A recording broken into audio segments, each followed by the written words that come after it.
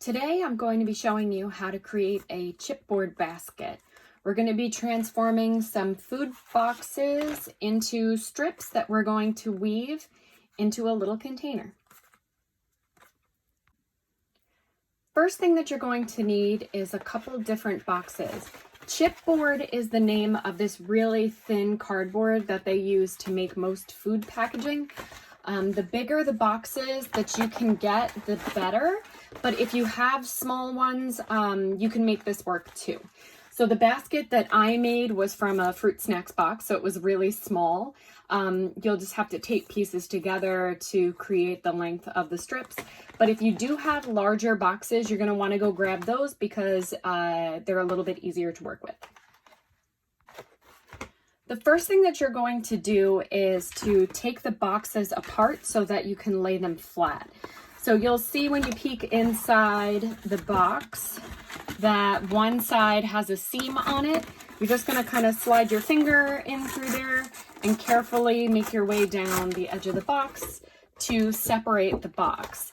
You're going to cut each one of the seams and flaps so that you just have the long, big pieces of cardboard. All the little pieces off the top and bottom can be scrapped. You can throw in the recycle bin. You can do this with a pair of scissors. Just simply follow the lines that the cardboard box has.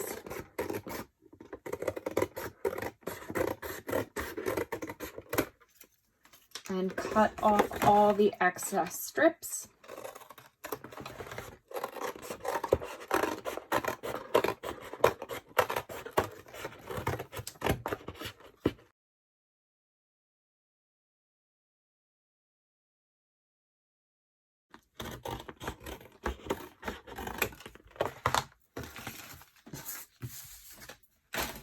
Clear your workspace.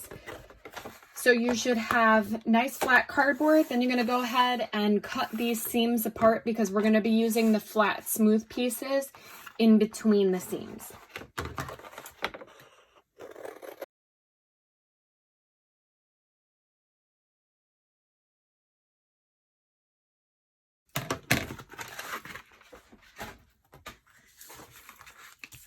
So I have my flat pieces. Once you have all your pieces cut flat, the next tools that you're going to need are a ruler and a pencil.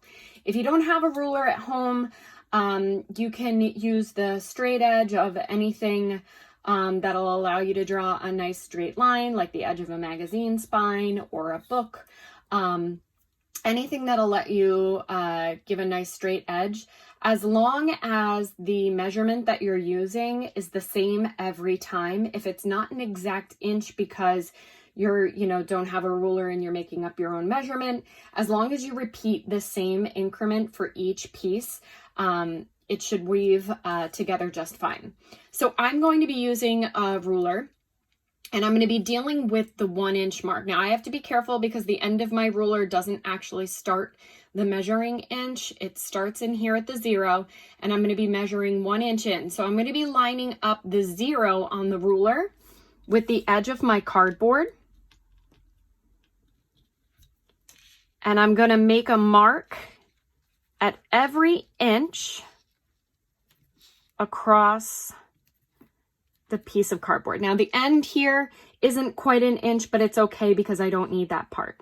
I'm going to take my ruler, slide it down to the bottom of my piece of cardboard, again lining up that 0 with the edge of the cardboard, and I'm going to make a small dot with my pencil one more time for each inch.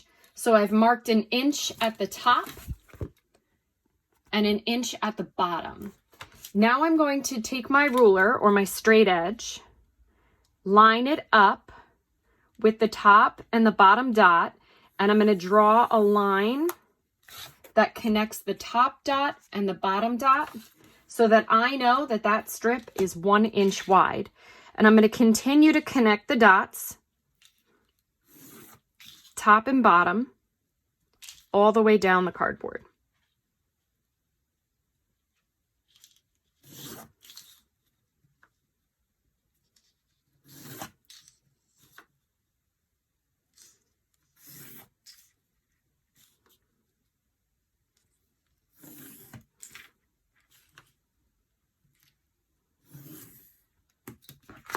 So I've divided my cardboard into 1-inch strips.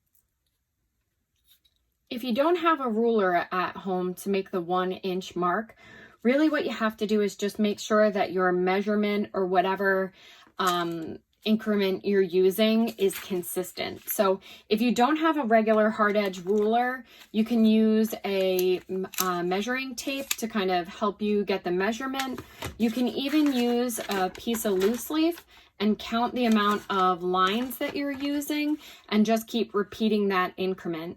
Even some notebooks, if you have some of your school notebooks at home with you, you can look inside, and sometimes they print rulers inside the covers.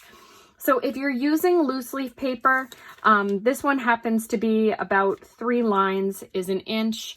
If you don't know exactly, you can just kind of eyeball it. You want your strips to not be super duper wide, and you don't want them to be too super skinny because they're a little bit harder to work with. If you're using the lined paper, you can line up and make the mark using the dots. So I would make a dot every 3 lines on the loose leaf.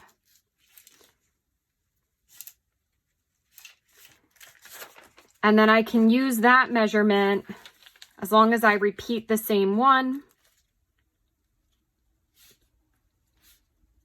If it's a little more than 1 inch or a little less than 1 inch, as long as I'm using 3 lines of the ruled paper every time and calling that my inch, then I don't have to worry about the pieces being a little bit off, as long as they are all the same.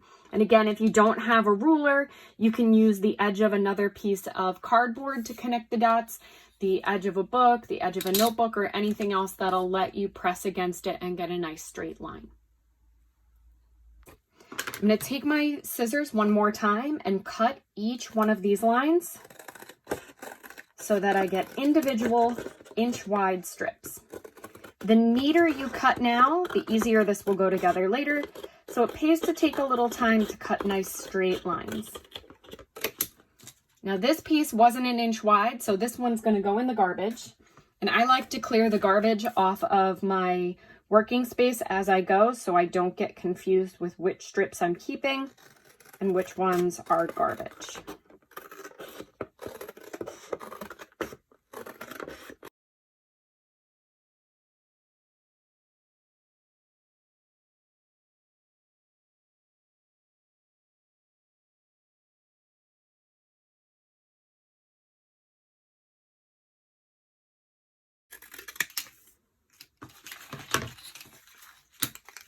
And there I have my strips.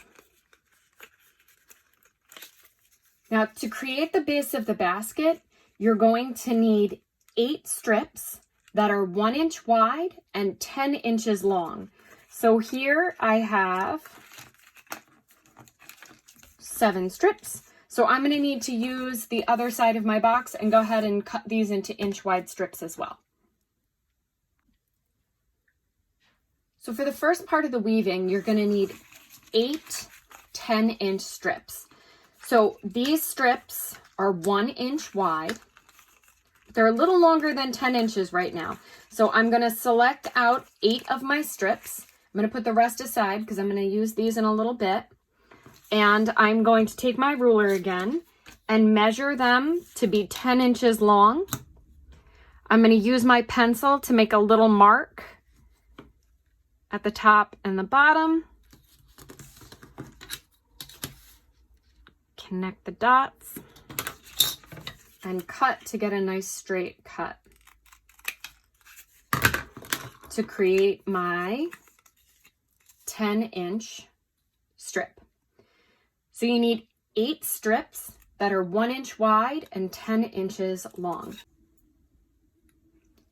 If the strips that you have are less than the 10 inches that you need, you can take smaller pieces and add them together to create the longer pieces. So for this box that I did, I used a fruit snack box, which was a little bit small. So I actually had to glue the pieces end to end to create the 10-inch pieces. So for that, you can take your ruler, measure the end.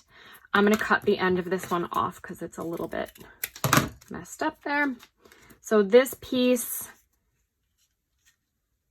is not quite 10 inches. So I'm going to go ahead and put a little glue, and I don't like to overlap too much of the strip.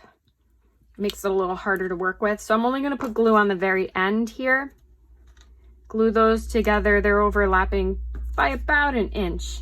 And if you don't have glue, you can use a little bit of tape on the front and back to hold that strip together. Or if you don't have tape or glue, you can use a stapler and staple. Just be careful, the staples might be a little sharp on the back. Once that glue has had a chance to dry, you'll go ahead, mark the 10 inches, connect the lines, cut, and you would continue to do that until you have 8 10-inch strips.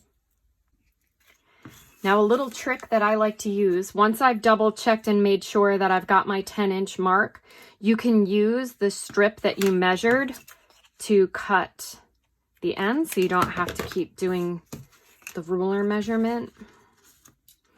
And if any of the ends of your boxes are a little crunched up, you can use that as the end that you're going to cut off. So I'm going to line up my 10-inch strip, draw my line, and cut.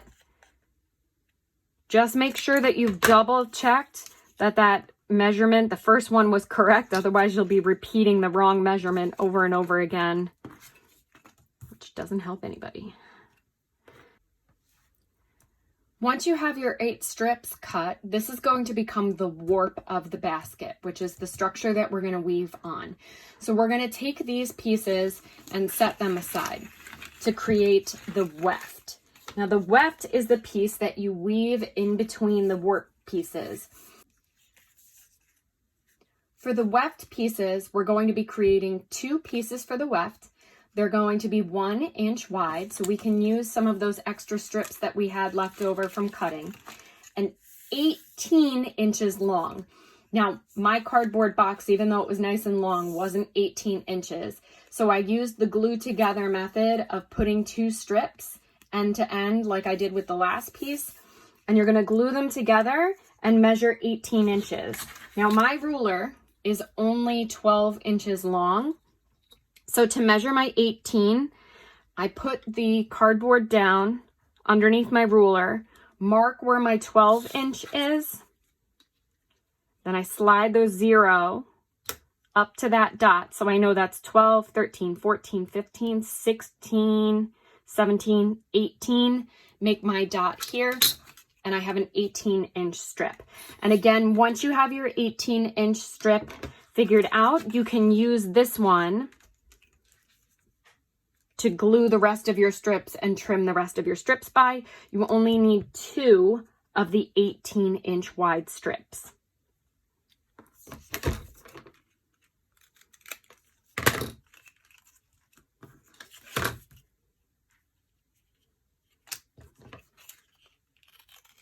Now, I like to not have a lot of overlap where they glue together, so I'm going to trim off some of that extra there. I'm going to trim off this little fold in the bottom because I like when they lay a little flatter. I'm going to use my glue stick again.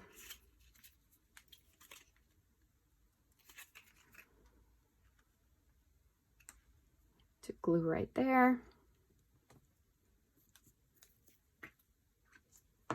Again, if you don't have glue, you can easily just put a little bit of tape on the front and back, or hot glue, or whatever else you have to use as your adhesive. Measure this here and cut.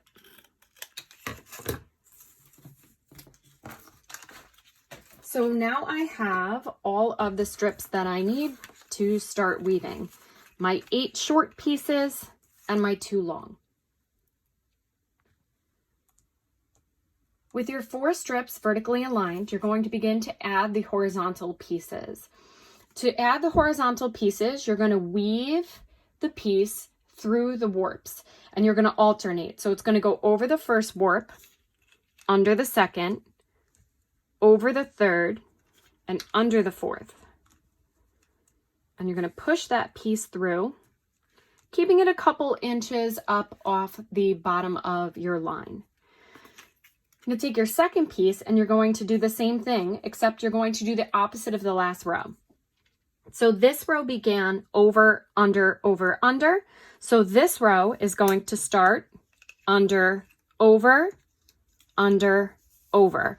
I like to put the piece in up a little bit higher and then kind of push it down to meet the other piece.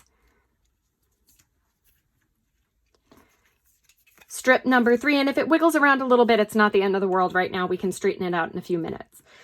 Same thing, going to do the opposite. So this one started under, so this one's going to start over, under, and push down. And then the last piece, since this one started over, we'll start under, over. And then you're just going to kind of push these pieces together to get rid of any of the space in between. And this is where it's going to take a little patience, because if you push one side, the other one kind of slides over. So do the best you can to kind of straighten those out. And then you're going to take your ruler back one more time, and you're going to try to center the pieces. So this strip I have is 10 inches long. So I want to make sure that the edge of this center piece is about 5 inches in.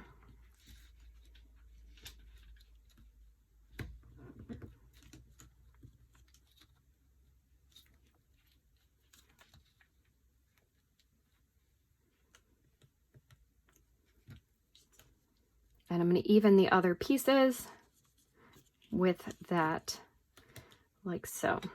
And then I'm going to take the whole thing, turn it, and do the same thing on this side. So lining this up, I'm going to pull this.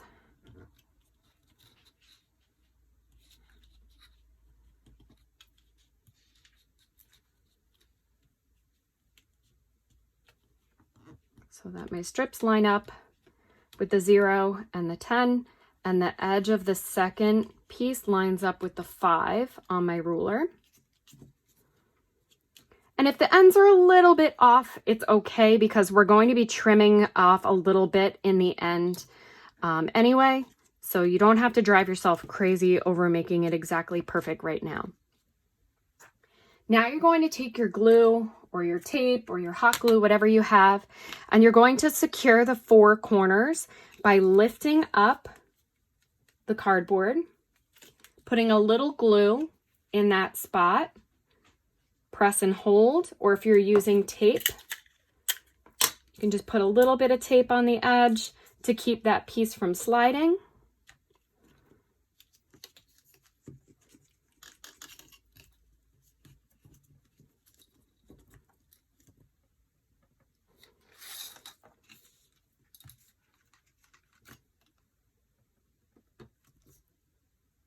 Now, if you're having an issue with the pieces sliding around on you, this is where those clips come in handy.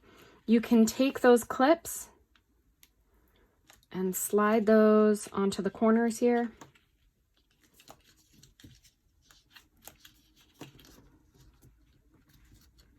Or use the clothespin or whatever kind of clip you have to kind of hold those and let the glue dry for a minute.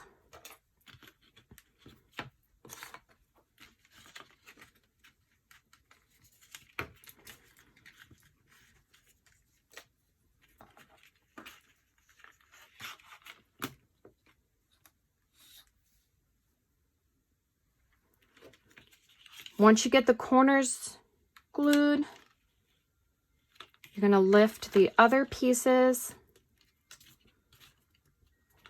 and glue them down.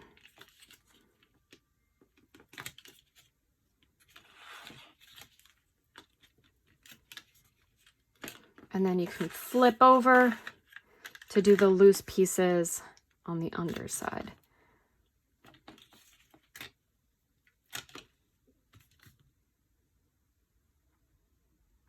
And for some of the pieces that are a little harder to reach with the clips, you can just kind of hold them for a minute and let the glue dry.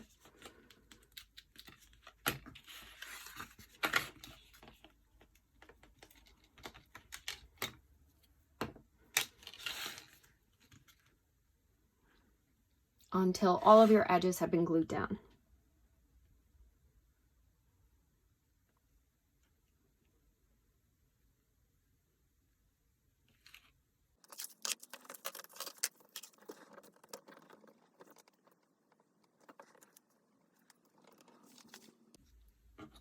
Once your glue has had a chance to dry, you can remove all of the clips, and we're going to begin folding up these ends to create the side walls for the basket. So this part is kind of easy because the edge of the cardboard strips are going to show you where to fold. Just be extra careful when you make your folds for the pieces that are on top, that you don't rip off the part that you glued. Sometimes I like to put a ruler against the edge, and that way when I lift them up, I can't accidentally pull too much. And you're going to crease all of your side pieces by lifting them and kind of giving them a little press and fold at the base. Don't worry if they go flat again as you're folding the other sides. Once you create the crease, you'll be able to stand them up easily for the next step.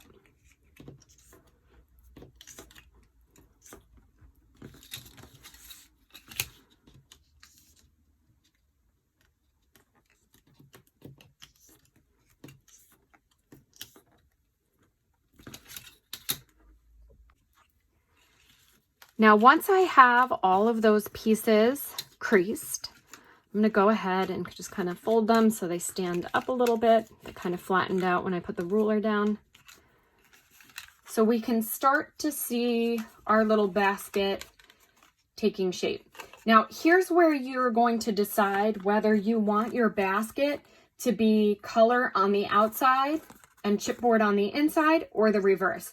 I like to have the color on the outside. So I'm going to be putting my basket together with the brown facing up. If you would like your basket to be brown on the outside, you can turn the entire thing over and crease all of your pieces so that the walls are standing up and the inside is the color of the basket. So that's totally your preference, and you can make whatever choice you want for that.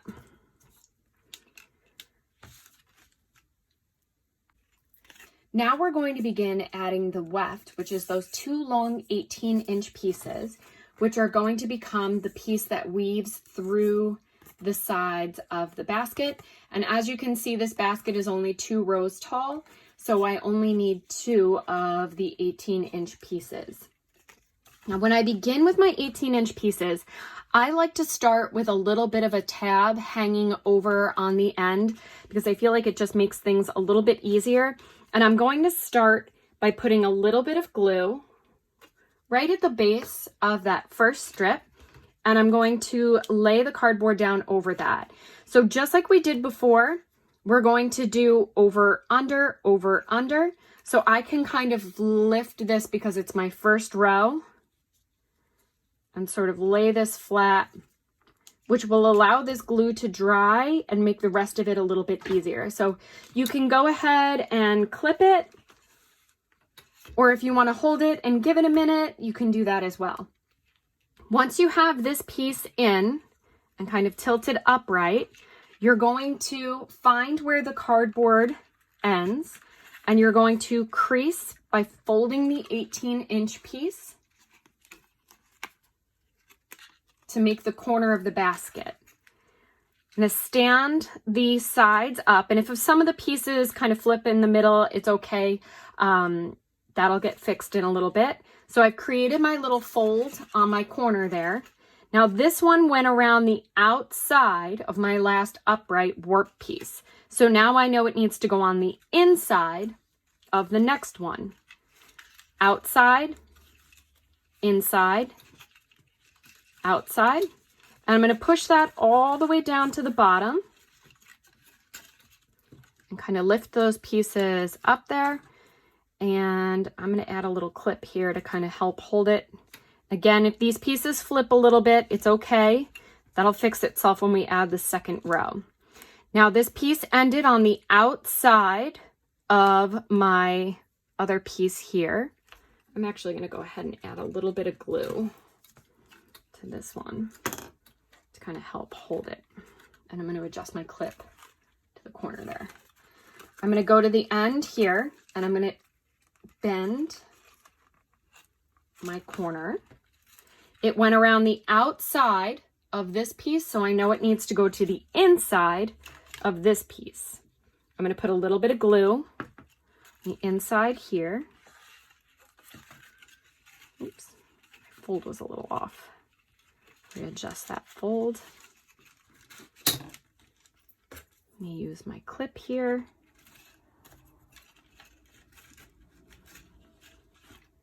I'll let that glue dry for a minute before I continue the rest. Once I've given the glue a minute to dry and I can see that it's adhered, I can lift off that clip and continue. So inside, it's going to go to the outside of this piece, the inside and outside. And I'm going to add a little bit more glue to the last corner. Bend my cardboard. It went around the outside, so I know it's going to go around the inside of this piece. Put a little glue on my corner piece again.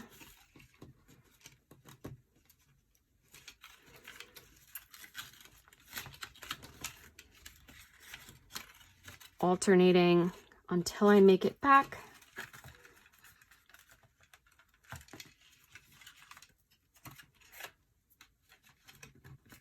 To this corner here. Now when I make it back to this corner, I see I've got a little bit of excess here. And this is why I like to leave a little bit of extra, is so that I can wrap it around the corner and create a nice little fold there. So this one is a slight bit long. So I'm just going to take this and trim it a little bit. And this piece is going to fold over it and cover that. So I just trimmed off this little piece that was a little bit of extra. I'm going to put a little bit of glue on that piece. Make sure I've got this corner lined up nice and straight. And then I can take that excess that I left sticking out before, round the corner, put a little glue on the inside there.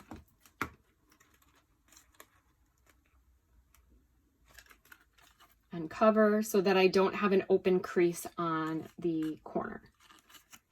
And I'm just going to give this a couple minutes for the glue to dry before I head on to my next piece. Once the glue on my corners has dried, you can go and add a little glue to these inside and outside pieces if you want to. It isn't necessary. It's an extra step. If you want your basket to be extra sturdy, you can add a little bit of extra glue in here to kind of hold these uprights a little bit more steady for the bottom row. But again, it's extra. You do not have to add extra glue unless you really want to. So if you want to glue the rest of them, you can go ahead and do that. I'm going to go ahead and add my second row. So for the second row, I started over here for first row, so I'm going to move to another corner so that I don't have all of my corners starting and ending in the same place. So I'm going to start on this corner this time. I did this corner for the last row. So same thing like before, I'm going to take my pieces and I'm going to do the opposite of whatever the row underneath it was. So this row is over, the outside piece goes over, under, over, under. So this one is going to go the opposite. You can just kind of take those, tuck them down.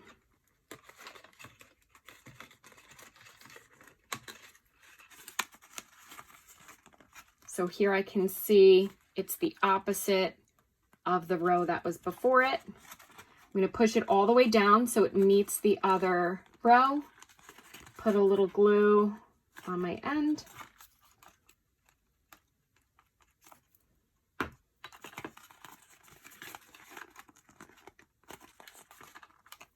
clip it so that stays put while I start my next piece.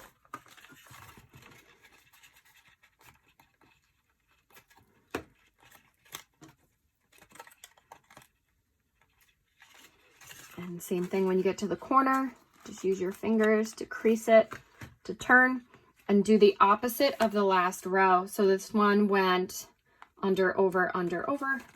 So this one is going to do, and slide that down, and glue. When I get to my next corner, give it a little bend, put a little glue on here. So this one's going to start over,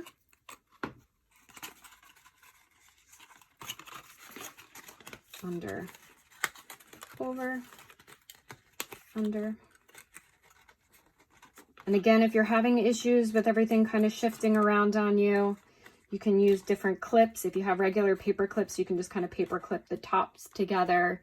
If you have these little binder clips, those can clip. Even if your clip doesn't make it all the way down to where you glued, just kind of holding the uprights together will help sort of hold the whole thing together until you get a chance to get the last piece done. So I round my last corner here. So it went under, over, under, over. So this one's going to go over, under, over, under.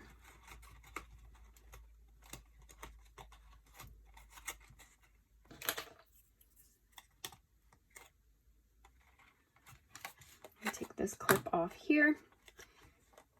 Now that one worked out perfect. I didn't have to trim the end because it ended right where it was supposed to. So I'm just going to put a little glue on the end here, tuck that down and under, and take that excess I had from before, and I'm going to tuck this one under as well because this row is over. So if I was to glue this one on, I would have over, over right next to each other. So I'm going to take this, put a little glue. I'm actually going to trim the end of this because it looks a little long.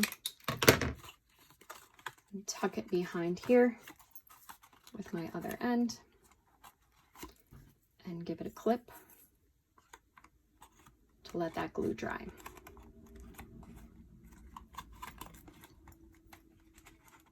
Now the last step is to go around and glue each one of these tabs that we haven't added glue to, because this is going to be our last row. If we were doing a basket that had multiple rows higher, you wouldn't have to glue this one. You really only have to glue the bottom one and the very top.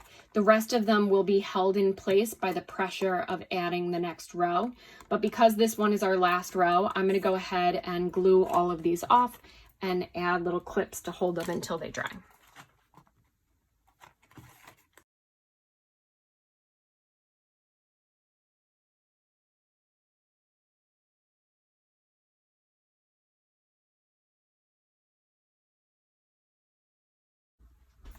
Then you're going to do the same thing on the inside.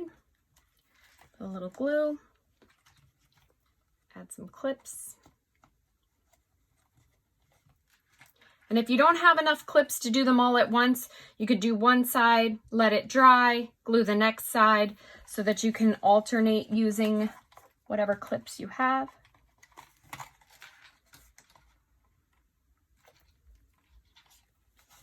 And continue until all edges are glued.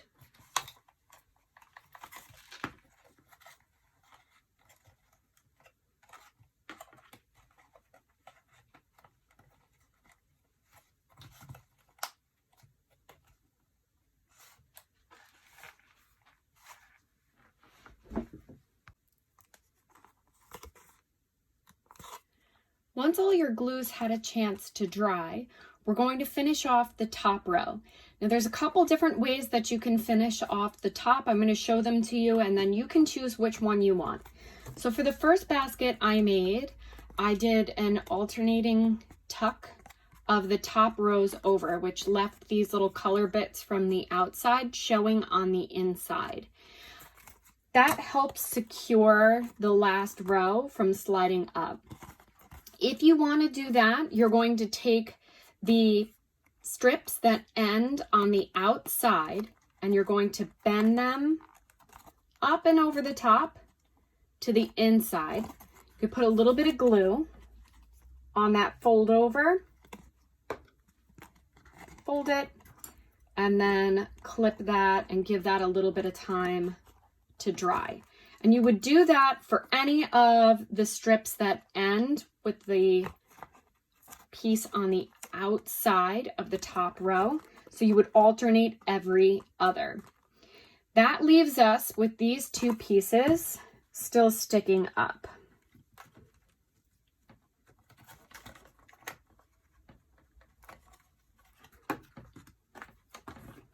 Clip that. Now your option for these is you can bend these to the outside. You'll have a little bit of that brown chipboard showing on the outside. Or if you don't want to lose the color, you can just take your scissors and trim, remove this, trim these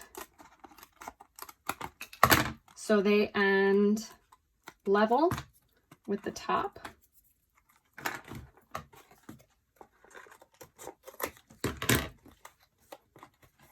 And pin to allow those to dry. The other way that you can end is to cut all four pieces off. If you don't want to have that colored part tucked in on the inside, let's say you don't like the look of the color showing, you can take your scissors and just cut straight across all of the extra pieces that are at the top. Just make sure that your glue holds around the outside. So again, you can take these uprights that are on the outside, fold the colored side down and glue on the inside. You can take these ones, fold them out,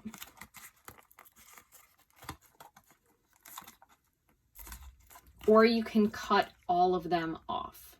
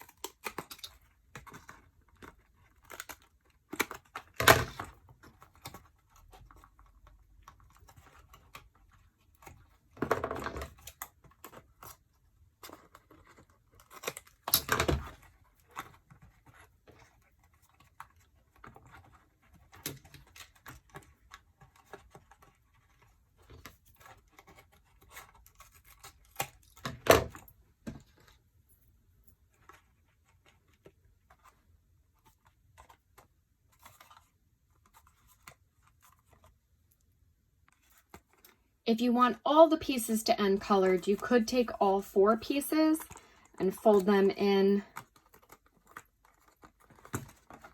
glue, and clip those as well.